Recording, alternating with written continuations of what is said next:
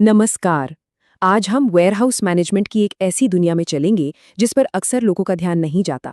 लेकिन सच तो ये है कि ये किसी भी सफल ऑपरेशन की रीढ़ की हड्डी है। जी हाँ, हम बात कर रहे हैं स्टॉक लेबलिंग की। ये वो सीक्रेट लैंग्वेज है जो पर्दे के पीछे से सबको चलाती है। तो ये जो सवाल है ना, इसका जवाब छिपा है एक ऐसे अदृश्य सिस्टम में जो पर्दे के पीछे काम करता है। ये कोई जादू नहीं है, बल्कि एक बहुत ही सटीक और सोची समझी प्रक्रिया है, जिसकी शुरुआत होती है एक मामूली से दिखने वाले लेबल से। तो चलिए, आज इस दुनिया में थोड़ा और गहरे उतरते हैं और देखते हैं कि ये सब काम कैसे करता है। ठीक है, तो सबसे पहले उस प्रॉब्लम को समझते हैं जिसे ये सिस्टम सॉल्व करता है। जरा एक ऐसे वेयरहाउस की कल्पना कीजिए जहां कोई सही लेबलिंग सिस्टम है ही नहीं। क्या दिखेगा? चारों तरफ सिर्फ केओस और कंफ्यूजन। इसे समझने का सबसे अच्छा तरीका है एक बहुत बड़ी लाइब्रेरी के बारे में सोचना। मान लीजिए आपको एक खास किताब चाहिए, लेकिन वहां कोई कैटलॉग नहीं है, कोई सिस्टम नहीं। आप शायद घंटों या हो सकता है दिनों तक बस भटकते रहेंगे। बिना लेबल वाला वेयरहाउस भी आप समझिए बिल्कुल ऐसा ही होता है, एक कभी ना खत्म होने वाली भूल भुलैया। और इस अफरा तफरी के जो नतीजे होते हैं वो बहुत गंभीर होते हैं। गलत शिपमेंट से ग्राहक नाराज होते हैं, डिलीवरी में देरी होती है, स्टॉक इधर उधर खो जाता है और इन्वेंट्री का तो कोई सही हिसाब किताब ही नहीं रहता। और आखिर में ये सब मिलकर बस समय और पैसे की एक बहुत बड़ी बर्बादी बन जाता है। तो इस कियोस्क का हीरो कौन है? वो है एक अच्छी तरह से डिजाइन किया हुआ लेबलिंग सिस्टम।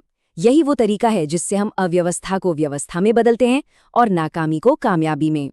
तो देखिए, सबसे पहले ये समझना जरूरी है कि स्टॉक लेबलिंग का मतलब सिर्फ स्टिकर चिपकाना नहीं है। बिल्कुल नहीं। ये तो समझिए हर प्रोडक्ट को और वेयरहाउस के हर एक कोने को एक डिजिटल आइडेंटिटी देने जैसा है।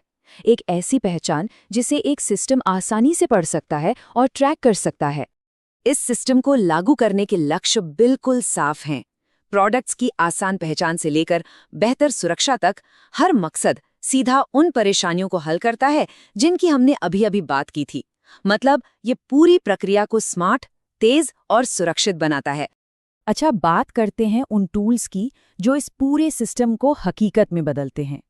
इसे एक टूलकिट की तरह समझिए, जहां हर औजार का एक बहुत ही खास काम होता है।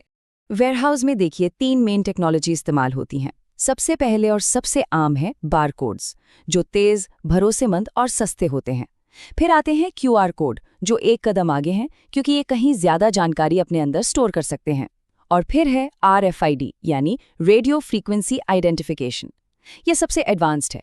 ये बिना सीधे संपर्क के भी रियल टाइम ट्रैकिंग कर सकता है। हाँ, ये थोड़ा महंगा जरूर है। टेक्नोलॉजी के साथ साथ वेयरहाउस के हर कोने को ऑर्गेनाइज करना भी उतना ही जरूरी है। ये जो लोकेशन कोड आप देख रहे हैं, ये इसका एक शानदार उदाहरण है। ये वेयरहाउस के लिए एक जीपीएस एड्रेस की तरह है, जो स्टाफ को सीधा उस एक शेल्फ तक ले जाता है जहां सामान रखा है। जैसे ए जोन के लिए 02 गलियारे के लिए, 04 रैक के लिए और 03 शेल्फ के लिए।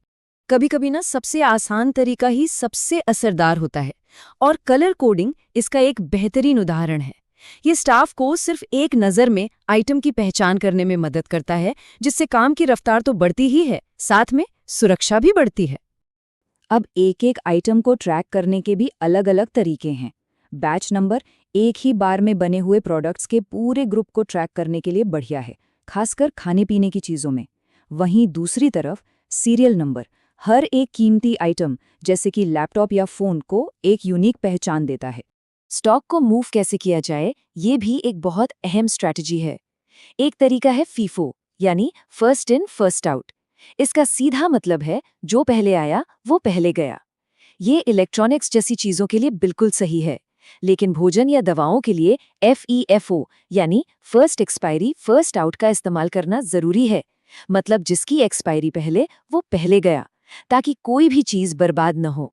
तो हमने टूल्स के बारे में तो बात कर ली। अब ये देखते हैं कि इन सभी चीज़ों को एक साथ मिलाकर एक कामयाब स्ट्रैटेजी आखिर बनाई कैसे जाती है। एक असरदार लेबल में ये सारी जानकारी होनी ही चाहिए। ये सिर्फ एक बारकोड से कहीं ज्यादा है।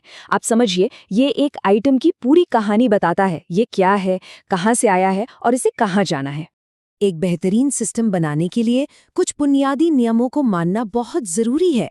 सबसे अहम है स्टैंडर्डाइजेशन और कंसिस्टेंसी, यानी हर कोई एक ही प्रोसेस फॉलो करे, लेबल हमेशा टिकाऊ और पढ़ने में आसान हो, और सबसे ज़रूरी बात, सभी स्टाफ को सिस्टम इस्तेमाल करने की पूरी ट्रेनिंग दी जाए। चलिए, अब आखिर में इस सिस्टम को लागू करने के फायदों और उन आम चुनौतियों पर एक नज़र डालते हैं जिनका सामना करना पड़ सकता है और उनसे निपटा कैसे जा सकता है। फायदे तो ज़बरदस्त हैं। काम तेज हो जाता है, गलतियां बहुत कम हो जाती हैं और नतीजा, ग्राहक खुश रहते हैं। संक्षेप में कहें तो वेयरहाउस एक उलझी हुई जगह से एक बेहतरीन मशीन में बदल जाता है जो बिना रुके और बिना गलती के काम करती है। ये एक बड़ा बदलाव है। हाँ, ये सच है कि इसे लागू करने में चुनौतियां भी आती हैं। हो सकता है लेबल खराब हो जाएं या फिर इंसानी भूल हो जाए, लेकिन अच्छी बात यह है कि हर चुनौती का एक सीधा साधा समाधान मौजूद है। टिकाऊ मटेरियल इस्तेमाल करना, टेक्नोलॉजी को अपनाना, नियम बनाना और सबसे ज़रूरी, स्टाफ को अच्छी तरह से ट्रेनिंग देना। तो कुल मिलाकर बात यह है कि सही स्टॉक लेबलिंग सिर्फ एक छोटा मोटा सुधार नहीं है, ये एक बुनियादी बदलाव है जो पूरे ऑपरेशन की सटीकता, उसकी कुशलता और उत्पादकता को एक बिल्कुल नए लेवल पर ले जाता है।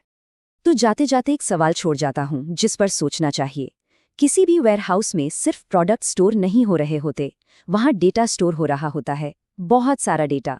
तो सवाल ये उठता है, क्या हमारा लेबलिंग सिस्टम उस डेटा को असरदार ढंग से मैनेज करने के लिए काफ़ी स्मार्ट है? इस पर ज़रूर सोचिएगा। देखने के लिए धन्यवाद।